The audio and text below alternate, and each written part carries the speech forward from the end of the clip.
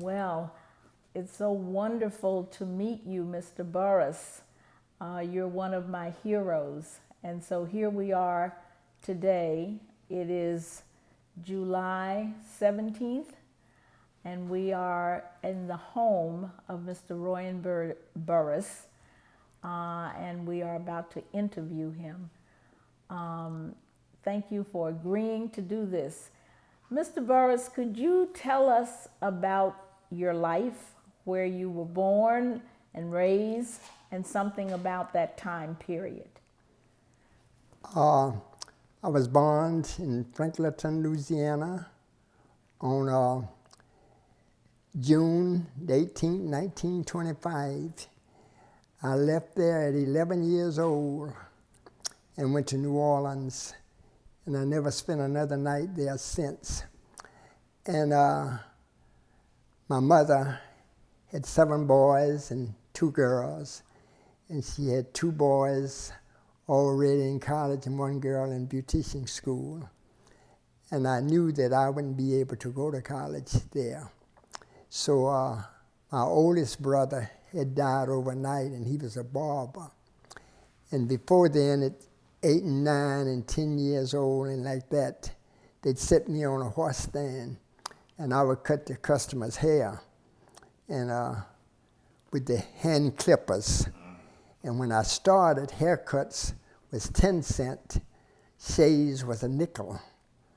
And it was a long time before haircuts got to be $1. I mean, a long time.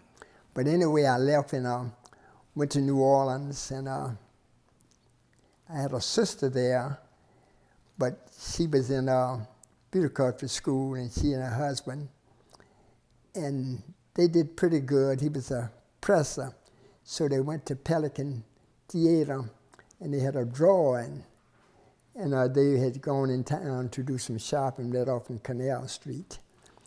And so she walked there, said they was tired, they was going to sit in the movie and rest a while after walking up and down Canal Street. And the first name they called was their name for $9,000 free. And they came out and bought them a cleaners. And they went on and got up in high society. But anyway, I was went to school at Gilbert Academy, which is no longer existed. And then I left and went to Louisiana State Barber College, which doesn't exist anymore. But I was proud to be there, and I was so good, not bragging, but so good at barbering. When we got ready to take our test, he took us we had to get on a train and go to Baton Rouge to take the final test. So when we got there, he called me on the side and said, "Burris?" I said, "What?" He says, "I don't want you to cut hair as good as you can on this test here." I said, "What?"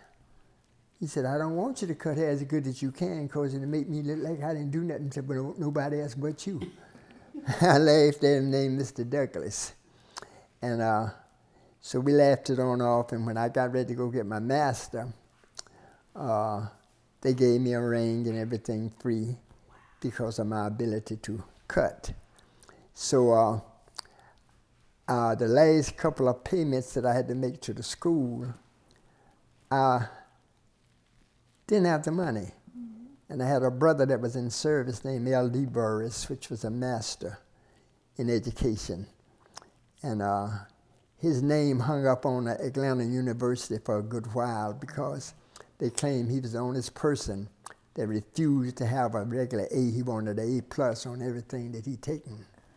And they mounted his name up there for a while. I don't know how long it stayed there, but he got killed in a car wreck coming from teaching school. And he was offered the job at Jackson State to be president. He refused it because he was teaching at a small school at West Luray.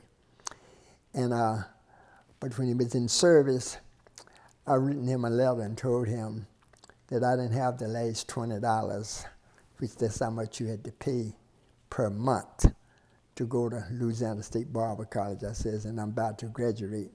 And I said, I can't graduate owing the school. So I didn't get an answer.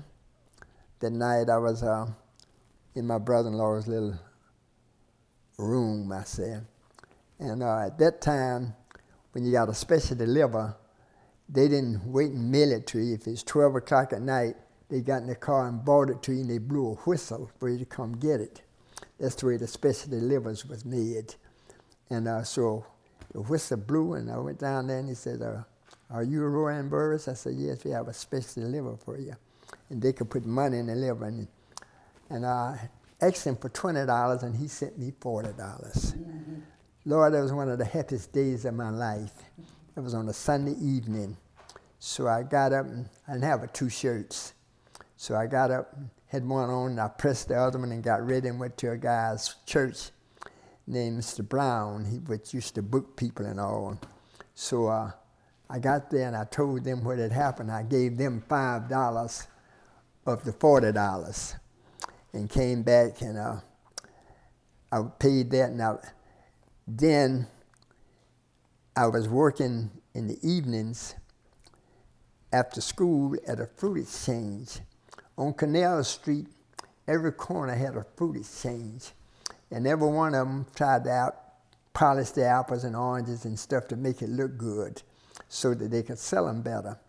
And the man would give me the apples and oranges with the spot on them for my pay. And I would wrap them up and put them in a little plastic bag and walk them down Canal Street and sell a little bag that I had for 50 cents. And I made my little change like that. And so one day I walked up there and they got ready. He says, Burris, said, this ain't gonna happen no more. I said, what?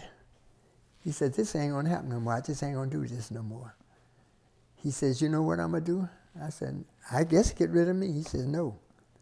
He says, instead of giving you the fruit, I'm going to give you the fruit, but I'm going to give you $5 every evening when you come to work. Boy, you talking about somebody happy. I thought I had $1 million. So my brother-in-law came on the corner of Iberville and Crozat, was the barbers that's supposed to be the best barbers in the world cutting there. And he went in there and asked the man, they was good friends, he said, you got a vacant chair in here. Well, how about letting my little brother-in-law cut in one of these chairs? And he says, well, I'll let him cut. He says, but I'm afraid that he can't do nothing here because he's the best barbers in the world. And he says, tell him to come on Friday morning. I came on, put my little white jacket on and sit down there. Every time somebody come through, he said, now I want you to ask him, can you help him? And I did that. And everybody had their own barbers and everything. So finally a guy came in that worked on the longshoreman. And one of his friends had died and he was going to a funeral. He says, Whitney, I'm going to let the little new barber try it and give me a little something because my hair looks so bad, and I'll come back this afternoon and let you straighten it up right. I said to myself, I looked at all their work, I said, you finna see something now, partner. I had them hand clippers. I cut that hair with that hand clippers, and I was so sharp I could take the line with either hand. And when I put that line on him and he got him, looked at the mirror, turned around and looked at it again, he looked back at me. I was saying, I don't know what he's seeing wrong. He said, Whitney. Whitney said, what? He said, you done lost a customer. And from that day on, from the rest of that day, everybody seen me cut a cut. I stayed busy that day. So the next Friday came up, I had a cousin over there. I gave him 50 cents. I said, you wait till the shop is full, and then you come in there and let me cut your hair. I'd pay for it. I gave him the 50 cents. And so when I get started, I was going to wind up being the second chair from the front because the other guy had been there so long, but he couldn't beat me cutting. And he had a friend that had a shop right around the corner, and he got sick. So he came around there and asked Mr. Leo, he says, how about letting this little young barber cut hair on there in my shop till I get better? Run it for me. He said, sure. I went around and started running the shop. And he didn't want to take no money. I said, Paul, I said, you got to take money. I said, you got to operate, you got your expense to pay here. He said, man, people that ain't never been here is coming here now. I said, what you mean? He said, I ain't never had but 3 or 4 customers. He said, but now everybody is coming here. And so I wound up giving him $15 every week that he didn't want to take. And I left then and came to Bogalusa to open up my own shop. And I worked in front of a pool hall, and had the cab drivers had about 20 or 25 cab drivers then in Bogalusa. And when I came to Bogalusa, the population was 26 or 27,000. And now I don't think it's over 10 or 11,000, no more than 12 anyway at the most. And so I started from that, and I was intending to open up a barber college. And my other brother, he was a good barber, but he was going to, they had trade schools here for the veterans, tailoring and all kind of different things. But I never did get a chance to go. And I eventually, after I got my own shop set up like I wanted to, I saved a haircut a day for 13 years. And I built my house. And it's pretty nice. And after then, I bought another house. And when my wife and I, we separated. And so when we got ready to divide the property up, we went to the courthouse, and she had made arrangements to borrow $75,000 to pay me out of it. So the bank and the judge and them was there, and they had a check there for me for $75,000. So I said, what is this for? They said, for your part of the house. I said, no. I said, hand it here. They gave it to me. I tore it up. They said, are you crazy? You tearing up $75,000? I said, that's what I just done. He said, what's that for? I said, well, it's not her fault, and it's not my fault. We just had a misunderstanding. There was no fighting and no nothing. We just decided to leave one another. And I said, and I got 3 kids there. I said, until my baby boy get 21, she cannot sell it, nor can she mortgage it. And then after then, she can do what she want to. And he said, what kind of man is you? I says, I'm just a real man. I said, and then I came on, and I went and I slept in the back of my barber shop for about maybe 3 months. And I bought a little shotgun house, which I still have. And after then, I bought another house from a doctor. And I told him he wanted like $12,000 for the house. And he was way up in Illinois. And I called him up and told him weeds and stuff had grown all around the house. Nobody even looked at it.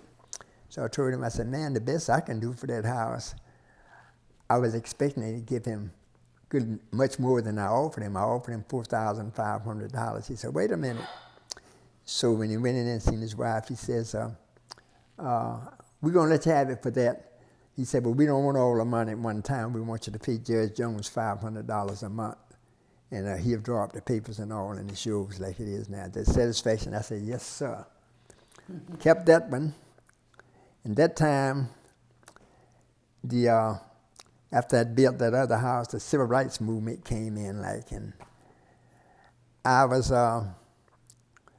walking to my house, and they picked me up for, I don't know who they thought I was, but they beat me.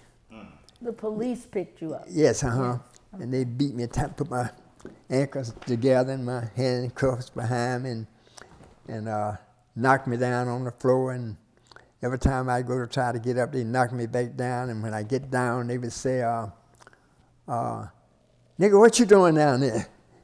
Kick me, and I go to get up. What you doing standing up here? And that's the way they did me. Broke my ribs and all. And Mrs. Gail Jenkins was working at a Desport clinic.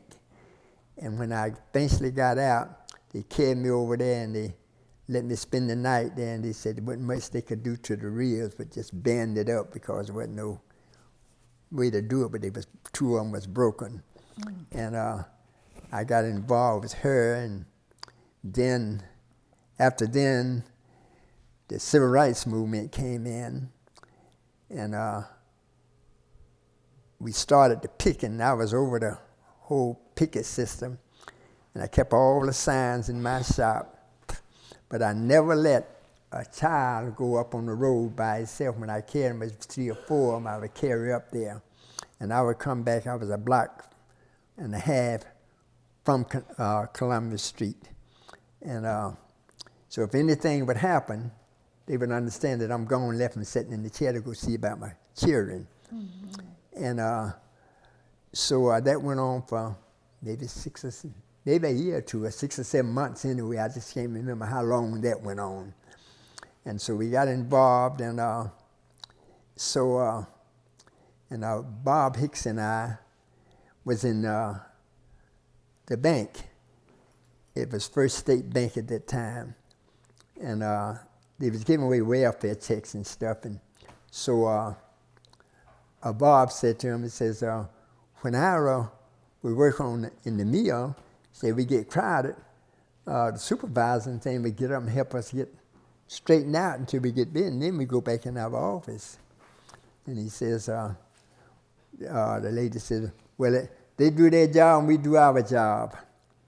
So Bob asked him, says, well, how about hiring some blacks? She says, well, the time just ain't right. I said, when do you expect it to be right? So I says, something just hit me. Bob said, what? I said, when you go to that window up there, I said, you take every penny you got out of there. I said, you call your pastor and tell him to come get everything the church got in there. Bob said, this is the church money I got here. I said, well, get it and get yours. I said, when I get there, I'm going to get mine and call my pastor, and I got a pretty good piece of penny there. I says, and I'm going to get mine out too, and I'm going to call my pastor and tell him to call other pastors and do the same thing. And I says, and that'll be fine. So the president jumped up and come over there when he heard that. He says, how much time, the time ain't right. I said, give us 5 or 6 months and we'll see what we can do about it. I said, I'm not giving you nothing. I'm not giving you a week. I said, Tuesday, when we come up here, if you ain't got 2 in the bank being trained, I said, it's on. And I mean it's on. I said, because the executive board is going to pick at the banks. I said, that's the way that's going to be. So me and Bob, that Tuesday, we went to the bank. 2 was back there. Went to the next bank. So they had brought in 2 African Americans to be trained as bank tellers? Right. I see. That's the way that got started. So, and then we went to every other bank in Bogalusa, had the same thing going on. They had called other banks and tell them what was going on, so they might as well to get ready for it. And we did some things that I wouldn't dare say, but Bob and I have did some things that is unbelievable, that I don't think his family and my family, neither one know some of the things that we did and went through. And, was this after you had organized your organization? Or? Well, the organization was organized, the deacons was organized during that time, but when the deacons and things got organized, I think Charles Simmons was president at the beginning. I was vice president. And Charles was a great man, don't get me wrong. His mouth meant the world to us. He had a mouth that he said, I ain't afraid of no man but God, and would be ready to run that minute. But when we got into it over to the school, Bob said, Charles Simmons says, I can't take this anymore. He said, my heart's not good enough. Would you take the president's section? I said, I'll take it. So Chief Terror came over there, and what had happened at the school, we had trained the children, it was being integrated, to be real respectable and mannerable, not start no fights and be neat and clean and all of that. And so about 3 weeks after then, they called a meeting with me and said, we can't take no more of this. He says, is it all right? We're not going to start them, but if somebody hit us, can we at least hit them back? They spit on us, can we spit back? I couldn't tell them no, because they had taken all that. I said, You're free to do what you want to, long as you're within your rights, and don't start nothing. So that went on to 2 or 3 weeks. They whipped up every child, I think it was a white child that went to school there, beating them up. So they told the Klansmen about it. And the Klansmen had planned on that Monday morning to come in there and whip the black children, show them how to beat a black child. And a lady that was cooking in the kitchen called me, told me, said, you better get your folks and go out to that school this morning. Go now. And I said, she says, and I got to hang this phone up. Go now. So we had some little homemade walkie-talkies, and we got on them and got together and called Bob and AZ and them. And so the cab station was still existing then, and they had a good many cabs. And every time I would leave the shop, they would leave to see what I'm going to do. Not that they was going to do nothing, but they wanted to see what I was going to do. And so when we got there, they backed off, made me look good with all them coming with me, and then the deacons too. And when we got there, Chief Terror said to me, he says, the Klansmen said they would leave if y'all would leave first. And Charles looked at me. I said, well, I'll tell you what. I says, we're not leaving first. That's number one. Number two, we're not giving up no guns. You understand that, huh? I said, that fair enough? I said, we're not leaving. We've been leaving first all our life, but today, we here to stay. He went over there and told them what he said. He said, well, I'll tell you what. If you just get that little black son of a bitch there to leave, we'll leave, pointing at me. And I says, I'm not leaving, and I'm not going to be too many more of them either. That time, he pulled up a double-barrel shotgun and pulled on me. That time, Bob Hicks got his on him, just that quick. And AZ went to get his gun, and they told AZ, if you come up out of that car with that gun, we're going to blow your head off. That time, a state trooper moved in and deputized all of them and read the orders from Judge Hebe about they have a right to exercise their representation. They can go in there and do what they want to, long as they're mannerable and sensible. And we are to protect them, not them to protect us. We are to protect them. And lay every one of your guns down there and get in your car and leave, and I'll bring your guns to you. One little guy kept slipping around there. He said, put him in the car. He said, I'm going to put it down, I'm going to put it down, I'm going to put it down. So they left. And they had one guy there that I had never seen before in my life and haven't seen him since. He was in a gray Plymouth car. And in that car, he had a double-barrel shotgun. It was four-door. He got on his knees. Everywhere Virtues Adams and Buddy Lyons would walk, like he carried his gun, the double-barrel shotgun on it, just like that. They moved there, he carried that there. Moved that, moved, carried that there. And when it was all over, he folded it up and put it in the back of his car. And I said, sir, I says, thank you very much. I said, but I would like to know, just who are you? He let me say, well, then I leave this with you. I'm one of Aunt Haggard's children at the right place at the right time, and drove off, and I've never seen him no more. And so many little things that have happened. So I went to Jackson, Louisiana to set up a chapter.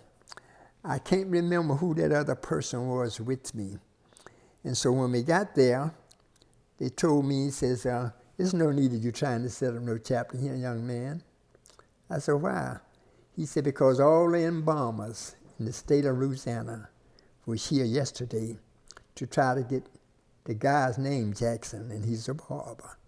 And he said he looked at a woman, and they couldn't bond him out, they couldn't buy him out, they wouldn't let him have him out no kind of way. I said, yeah? And I thought, I had talked to a guy named Zoharah. He was over the Department of Justice. And for some reason, he taken a light to him, and I asked him, I said, is all this marching and picking, is it really going to be effective? Do it mean anything? He said, son, don't stop.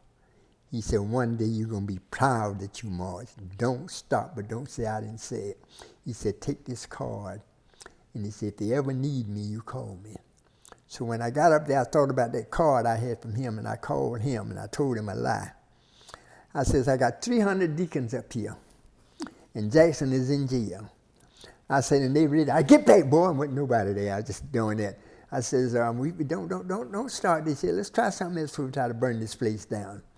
And he says, told the operator, reverse this call and put it on the Department of Justice call. And he said, give me a few minutes. And he said, I'll be about 10 or 15 minutes, just hold the line. And he came back and says, Burris? I said, yeah. He said, you can go up there and get him, and all charges has been dismissed. He don't have to come back to court, and he's to be protected at all times. And that's the way it's going to be. You go up there and get him.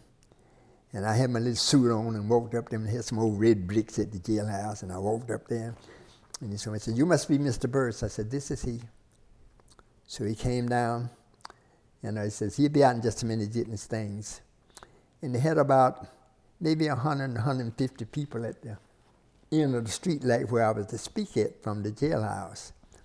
And they looked and saw Jackson walking with me. They run down there and grabbed me and threw me on their shoulder and went to saying, we done overcome. And that was one of the best things I had happened to me. And on my way back, I knew the Klansmen was going to follow us and had watched out my car. So we started down the highway. We got down the highway where it was kind of dark, and they was pulling up on us fast. I said, I ain't going to do this. I'll wheel around. I told the other guy, I said, you get that car being there. I said, I got this one. I said, oh, get one side of it and put one in your hand. I had a load of them. So he did that. I turned around and left the lights on in the car running. I got up on the one side of the fence, and he got up on the other with the gun like this. You could hear the car squeaking, squirk, squirk, squirk. I said, now, he said, why was that? He said, they knew they could kill us. I said, but they didn't know how many of them we was going to kill before they killed us. Mm-hmm. They didn't want to lose nobody, so mm-hmm. they'd rather give it up than lose somebody. Mm-hmm. I said, so I'd rather give it up than not be lost nobody. Mm-hmm. I said, if they come, we going to get somebody. Mm-hmm. You know, we went on and had no more trouble getting back. And that was one of my happy days. And we went to Hattiesburg, Mississippi. They had tried to burn a preacher's house down. When we got to up there, they had a thing they told us, the organization that all invited, said, now you got to stop at the jailhouse. And they said, report that you all are in town. I said, I ain't got no problem with that. So we drove up there, and I drove up, and I left the other guys sitting in the car, and I went in there, and I turned to him, I says, this is Royan Burris, president of the deacons. I says, are we now in your town? He says, for the protection of Reverend, I forget the preacher's name. And he says, that's good. He said, you all can bring your guns in and put them in the room there. I said, no, sir. I said, we don't give up guns to nobody, mister. I said, you got the wrong set of people. I said, I think we here, and I drove off. And they said, why you in there? I said, you leave yours in there. I said, but I'm not going to leave mine in there. And we went to Alabama.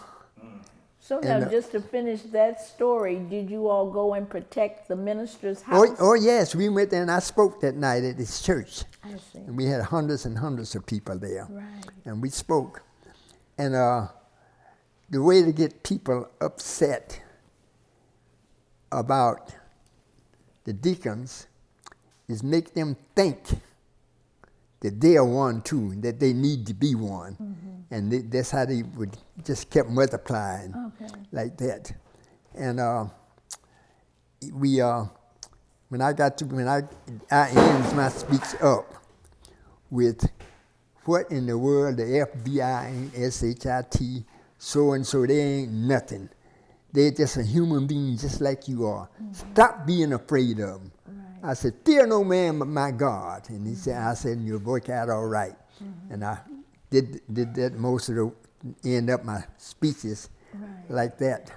And we all went to Chicago to raise some money. We went to this church. When we got to the church, each one of us went to different churches. And the church that I went to, I got the most money. So what had happened, after the preacher got through preaching, and he told them who I was, and we were going to take up an offering to give to the Voters League and the deacons. And so the guy took up about $1,200 or $1,300, and he came and was giving it to me. I said, "Oh, no, sir." I said, "I don't take money." He said, "Why you don't take money?" I said, "Me personally, I'm all right. I'm living all right." I said, "But you got to make that out to the deacons of the Bogalusa Voters League." I said, "Give me a check for them, not me." And I said, "I don't want no possibility of saying one penny got misspaced." He looked at me and said, "Did y'all hear what this man said?" He said, "Tear that check up and give him a check for $4,000 instead of the $2,200. And I was honest with everything that I did with the deacons, and I was sent. There was James Farmer was to speak, and I was sent. Bob had to go to work, and AZ had to go to work. They sent me to open up the school. And opened up the school about, I bet you it was 200 white people's cars drove up there, and I'm sitting up in the middle of the door. Can you just tell us where you are when this happened? That was actually in Bogalusa. This is here in Bogalusa. Right, That there is middle school now was Bogalusa High then. Being integrated for the first time? Yes, they was integrated then. And so the chief of police came up, and then the sheriff came up and told him, you can't make me lose my job. You got to go. He said, "You don't know who that man is coming." He said, "The government will eat us up." And so they all left, and Farmer spoke. We had some marches where the Booty Man and I forget this other guy's name, shot the guy who slapped somebody. I believe it was your daughter, wasn't it? Do you remember I slapped one that march? Right there by the Ice House? And when he slapped him, when Booty Man and shot the man? Oh, Heter-Clifford. Shot Heter-Clifford heels. I thought it was your daughter. Yeah, Heter-Clifford heels. Slapped Heter-Clifford heels.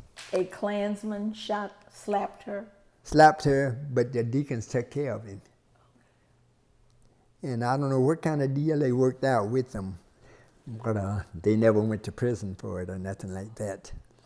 But we came from a long ways. Of course, sometimes I feel like that a lot of it was in vain. Henry Austin. That's it. Henry Austin. Right. Yeah. You got it named right. Henry Austin was the person who slapped? No. Henry Austin was the deacon who protected Heter-Clifford Hill and Booty Man. And shot the white man who attacked him. Okay. Yes, and it's amazing thing. I was a block, maybe 2 blocks from the mill, and some of our folks were so afraid they would come by the barbershop to get me to walk them to work and walk them back. I weighed 118 pounds, and some of them was 200 and something pounds, but yet they didn't feel safe unless I was walking with them. And I thought that was a sad situation, but I did what it took to get it over with. And sometimes I look at Columbus Street and say maybe I shouldn't have done what we done. And then again I said the time was right. And so Martin Luther King, I don't know how he got involved, but he was wanting to come, or either someone asked him to come to Bogalusa. But he says the only way that he would come is that the deacons would have to get back and not do nothing. Our answer was to him, "You wouldn't last as long as a snowball would in hell without us." Yes.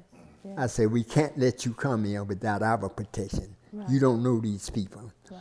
But since the day of the school accident over at the school, I haven't heard anything else about the Klansmen.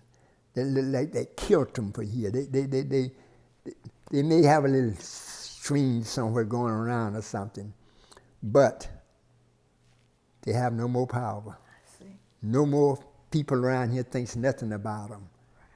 And the lady at the school, I went to the school for about a month and a half every day to get the blacks. And finally, Judge Hebe gave me a list requesting that 1/3 of the teachers in every school need to be black. 1/3 of the students at least need to be black. 1/3 of those was in the superintendent's office and around need to be black.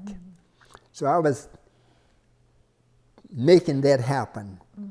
And so the lady that, I don't know if, what's that guy named, the secretary of the school? Her husband is, what's that girl name? I was secretary of the school system. I can't. Was that back then or present? I think she's still secretary. I mean, she didn't. Walker. Walker. Walker. Okay, Ms. Walker. She was doing the work, but she wasn't getting the pay and wasn't getting the salary. So I had a special meeting for that. And so he says, she got the meeting. She got the position. I said, well, give it to her on record that she's the secretary. And he says, and something else. And I said, oh, by the way, I said, a salary must change to what the present, you remember that? Yes. What the present secretary was making. Her salary must be the same. And I said, and while I'm talking to you about that, I said, when you make out the checks, your payroll, I got a copy of it. The way you put on there, if it's white, you got Mr. or Mrs. If it's black, you got John or Joe or Mary Ann. I says, if that exists one more time, I said, I'm going to break into Hebe's office. I said, I'm not going to knock, I'm going to break in there. They looked at me, and all that benefited. We all got them. We got black teachers. We got black superintendents, and all that came up out of that. And were you working with? I know you had the deacons, but were there other organizations in Bogalusa that were part of the demands that you were making? Well, some of the churches was following, but the Boaters League and the deacons kind of mixed in together. I see. Because they was. That's the Bogalusa Civic and Voters League. Okay. Yes, and that's the way that went on. And I had a son that was doing the integration time, and I had my job at that time. I went into the music business, and the autophone they call them, and a guy walked in my shop and offered. He had to come and empty it because I didn't have nothing but spirits in the little box, and twice a week he had to come in. He says, let me sell you this box. I'm losing money coming up and down the street. I said, how much you want for it? He didn't think, I don't know why he didn't think I had no money. So he said, I'll sell it to you for all the records and everything for $300. I ran to Hammer Park and handed it to him. He said, I'll be damned. If I'd have thought that, I never would have said that. He said, but I'm not going back on my word. I kept that box. And Miss Josephine opened up a place, and she liked them spirituals too. The hamburger thing, she fixed the best hamburgers. And so I asked her, could I put it in there? I put it in there, and I called a man up and told me to bring me 2 more. He bought me 2 more. I put one in there, and this guy had the ballroom on the corner, needed money to get his license for his liquor license and stuff. I said, I'll buy them for you if you let me put this in there and take the money out of the box. He said, oh man, you ain't got that kind of money. The license was about $300 or $400 with the beer license, liquor license, and occupational license. I gave him the money and I took it out on the boxes. So I went back, got another location, went back again. He said, I ain't selling you no more. He said, not for that, no way. He said, you have to give me $1,000. I said, well, give me 3 of them for $1,000. I bought 3 more. I went to Picayune, Mississippi with them. Brown's place and the hut and another little place. So I got so big until the mafia got tired up in Macomb, Mississippi, and Hattiesburg and all those places, I had jukeboxes there. And they was going to try to stop me from being there. Every time they had a class, I would go to the class so I could learn how to fix them, and I had got good on that. So when I order a part, he said, what we going to do now? He said, we're going to, when you order a part, make out like it's a back order. You can't get it. If you can't keep his boxes fixed, he can't operate. So when he did that, I bought $40-something thousand worth of boxes, all new. Put them in them places. Then they come calling me and says, we'd like to buy you out. That's what I wanted them to say. I said, yeah? I said, I'm not for sale. Sent another little black guy out there named Harry Nash, try to get me to sell. So when they did, I said, well, I'll tell you what I do.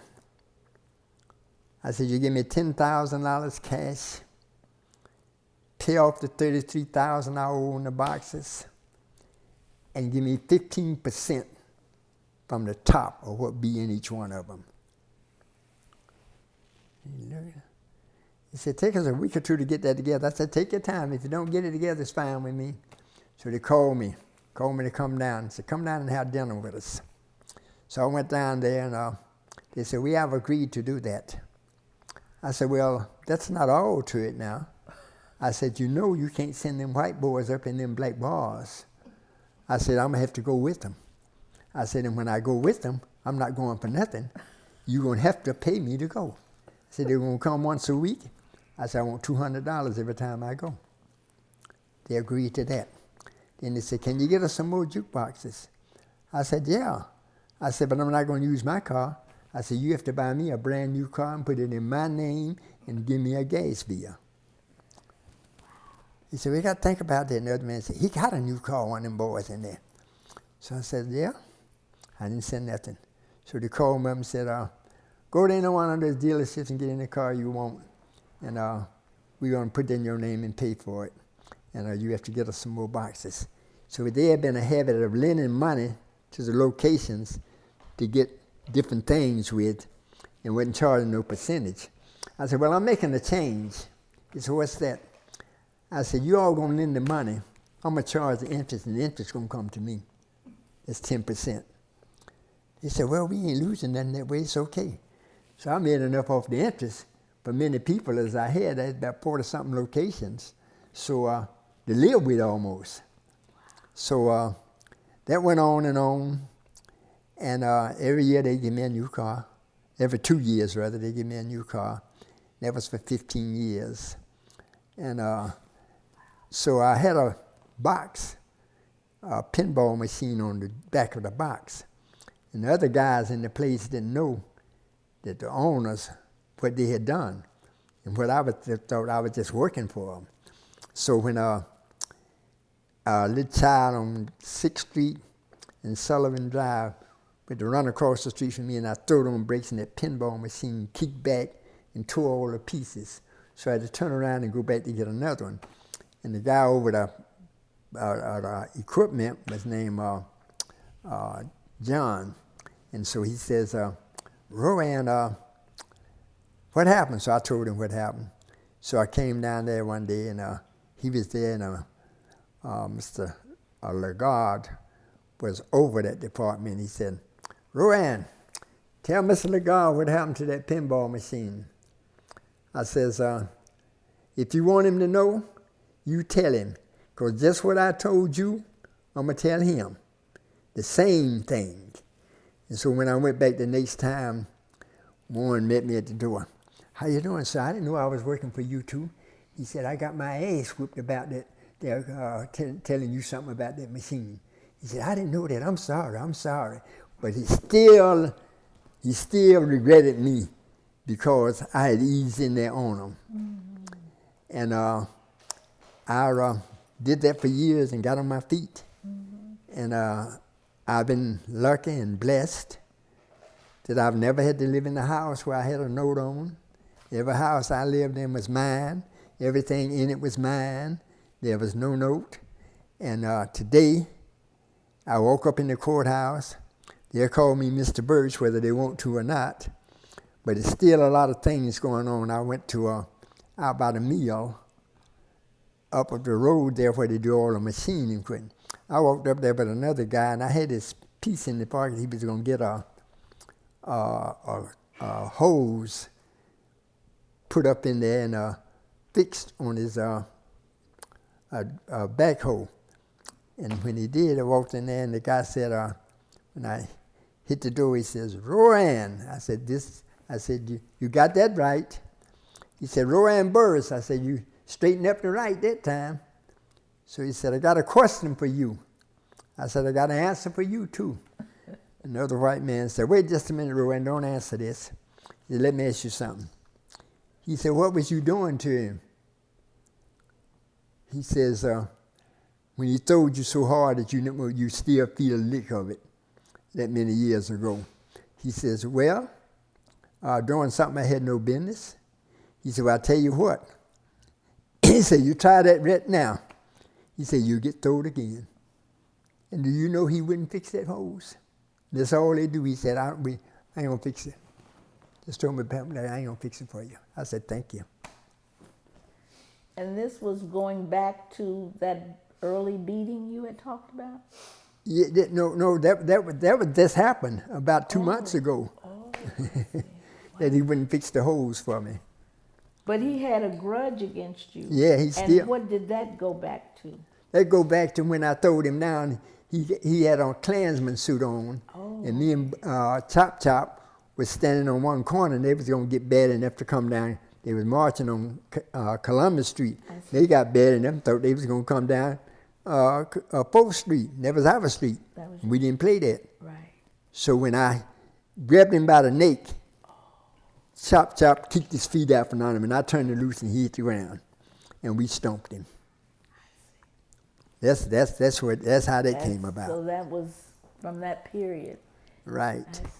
Well, but and then there's so much more that I could just tell you that it's unbelievable that we went on. In terms of the what has happened in Bogalusa from that period of the civil rights era until now, how do you assess the situation for the African American community today? Well, I expected. I really think that they have better opportunities, almost equal opportunities here since that. But the city itself was hurt by it, but we as blacks have come a long ways, a long ways. We just, and we went, AZ and Bob and I went over to the Baptist church over there where blacks can go now. Went over there one Sunday and they wouldn't allow us in. So I says, well, since we can't get in, I want to do a prayer in front of your door. He said, "You can't pray here." I said, "Oh yeah, you can't stop God's prayer." And I put up a prayer. I put up one, and we all left. But it's just so much, and they did my son, as I started to say. He was very, very smart in school, and he played basketball good. And Mr. Bickham didn't like him because he was my son. And he came to school in a nice car every day. And so when he left, he went to Ohio State. When he got there, they read a letter to him that came from Mr. Bickham, which was the superintendent, which was the principal of the school, said, "Would you please not allow Royan Burris to enter your university? He has the power to overthrow your school, whether you know it or not. He's a dangerous character." And he read it to Lexwell, but they didn't pay it much attention, but they didn't let him play ball. They let him get on the team, but they never played him. So they was playing Michigan State. And at that time, Ohio State was set up in quarters, which was every 90 days was a quarter with them. And I had to pay $900 every 90 days for him to go to school there. And when the best player got hurt in the game, and they had to send him in. And in the last quarter, he shot 17 points. I think I still got a picture of that in there in my closet somewhere. Shot 17 points against Michigan State, and I didn't have to pay another nickel for the 2 years he stayed there. Wow. Did you have some additional questions? No, I'm good. She know all about me. Yes. Didn't know if you wanted to expand on, ask him to expand. There was one thing, Royan, I wanted you to tell him, and that was about the murder of down there by Fountain. By Creed, about not only a more. No, the what's the poor name? Well as I know it, I can't think. But I went to jail 13 times that day. Yeah. Triggs. His name was Triggs. Triggs was, I think he was a bricklayer, and he just had moved to Bogalusa. We were having civil rights meetings or so, and he went to a meeting, and he was leaving from the meeting, and that was it. He Disappeared. He was killed, and then that's where Royan comes in. Yeah, now they didn't want to tell what happened, so every time I'd get up there where the incident happened at, it threw me in jail. So at that time, bonds was like $25, $50, $100. They wasn't like they is now. You sign a bond now, if you go over there to sign a bond, you're going to sign a $100,000 bond or $200,000 bond. And Isn't it Clarence Trigg? huh? Clarence. Isn't his name Clarence Trigg? I don't remember. All I ever known was Triggs. Okay. But now this may be a little different from what I'm thinking about. This that I'm thinking about was that Triggs was on his way. That was at night. The Walkers didn't close his place at 12 o'clock. That's when he got his business. Triggs had walked to that fork of the road, Mississippi Road, where that thing was. And at the forks of that road, this guy and his wife was having a misunderstanding, and he saw the car stopped there and the lights blinking and going on. So he thought the car was broke down. And he walked up there and asked, could he help you? And the man, we reached out the door and shot him and killed him and went on to Mississippi, and that's where they caught him at. But they had to explain to me what went on.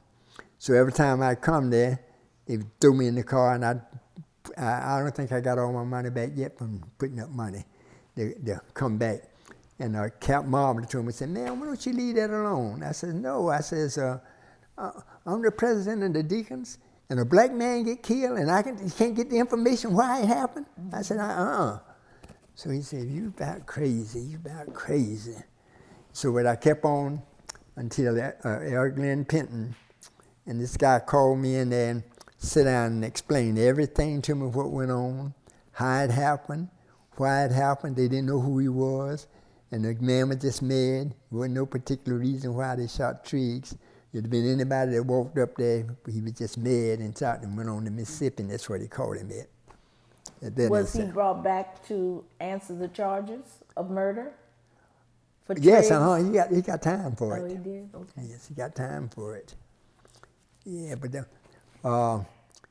in Eric Glenn Penton and I, we had it, I had a little club, and in that club, we would,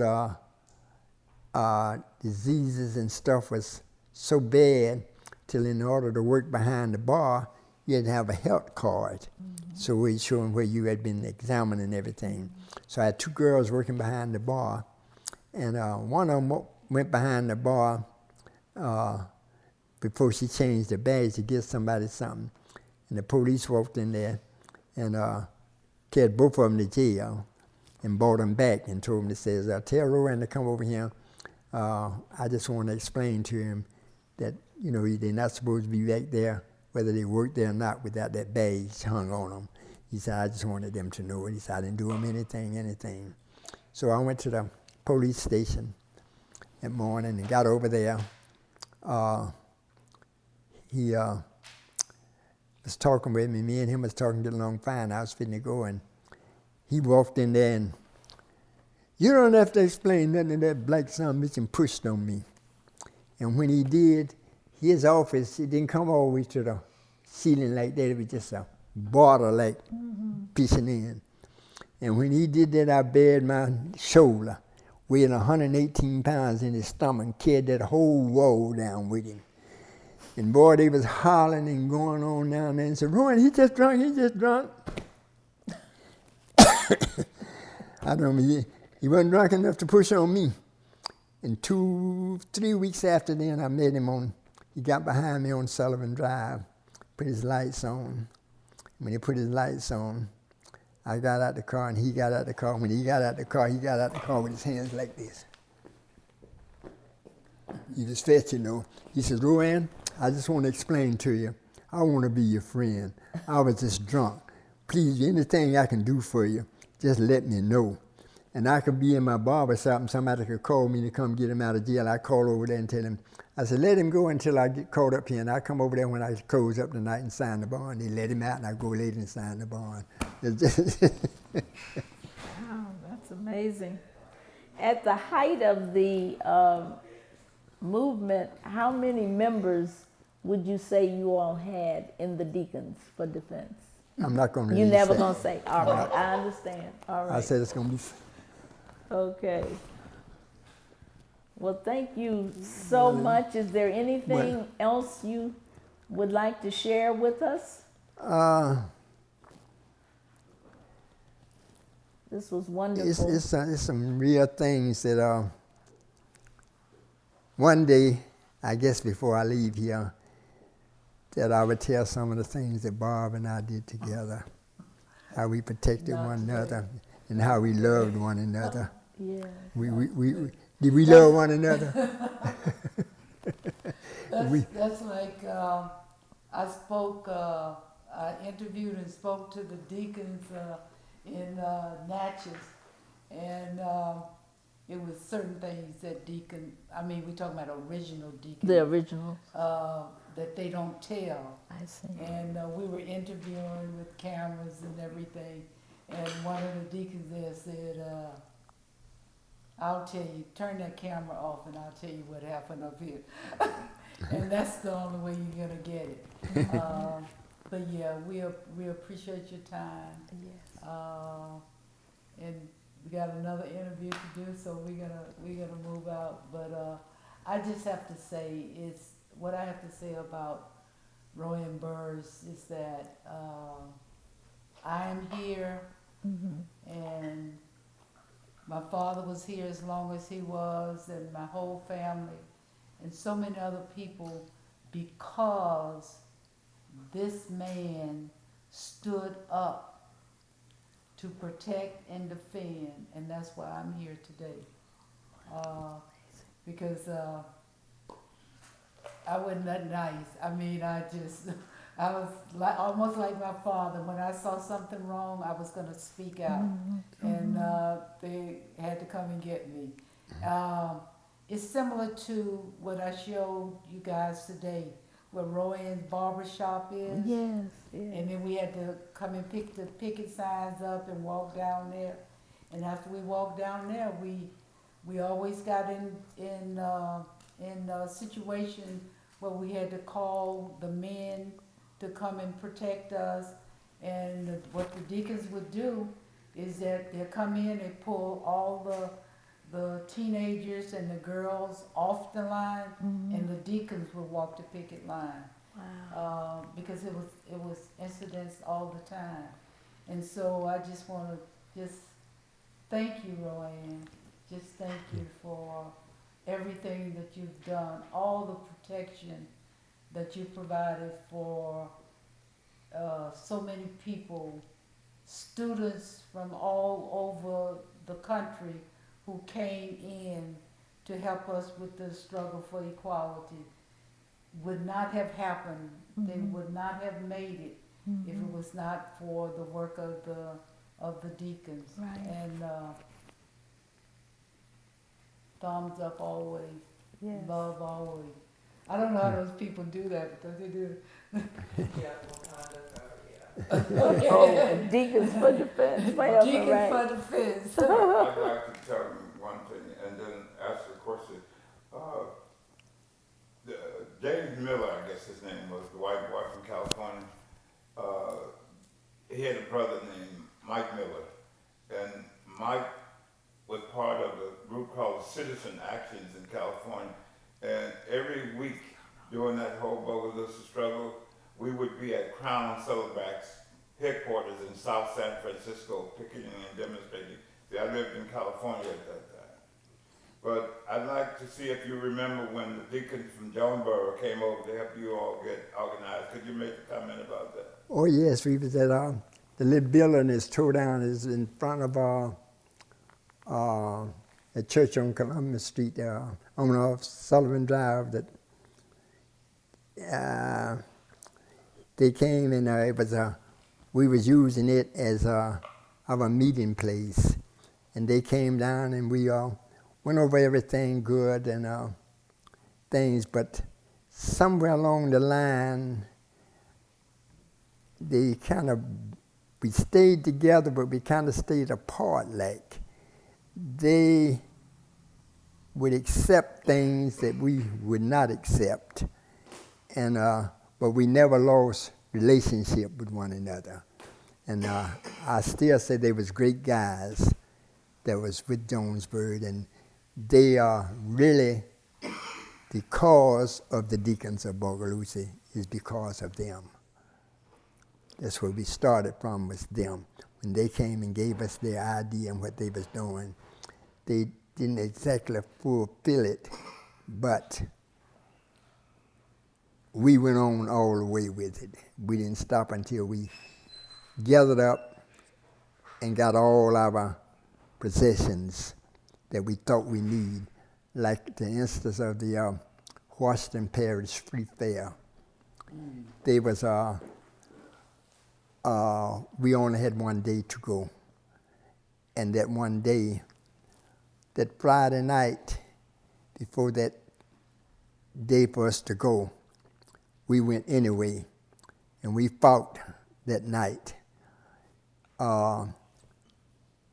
Bryce Simmons and Red Simmons, and we would always stay together, but somehow or another, along that way, those two got out of sight by being so many people that got out of our existence.